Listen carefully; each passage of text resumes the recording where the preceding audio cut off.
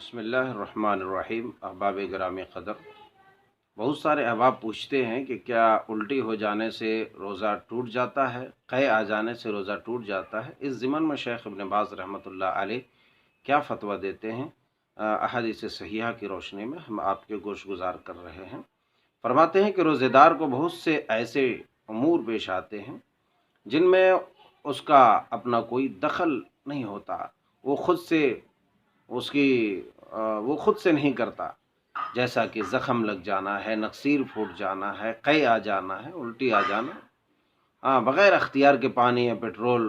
جو ہے نہ چاہتے ہوئے بھی کسی طرح سے حلق میں چلا جانا، یہ ساری چیزیں ہیں۔ فرماتے ان میں سے کوئی بھی چیز روزہ توڑنے والی چیزوں میں سے نہیں ہے، کیونکہ نبی کریم صلی اللہ علیہ وسلم نے فرمایا کہ جس کو خود بخود قے آ جائے، الٹی آ جائے، اپنے آپ کوئی شخص الٹی کر لے، کسی آدمی کو اپنے آپ الٹی آ جائے جس پر اس کا کوئی عمل دخل نہیں ہے، تو اس پر اس کا روزہ ہو جائے گا اور اسے قضا کرنے کی ضرورت نہیں ہے۔ البتہ کوئی آدمی جانتے ہوئے اگر الٹی کرے، بعض دفعہ ہوتا ہے آدمی بہت زیادہ کھا لیتا ہے تو انگلیاں ڈال ڈال کے الٹی کرتے رہتا ہے، پانی زبردستی پی پی کے الٹی کرتا رہتا ہے، تو ایسی صورت میں اس پر روزے کی قضا لازم ہوگی۔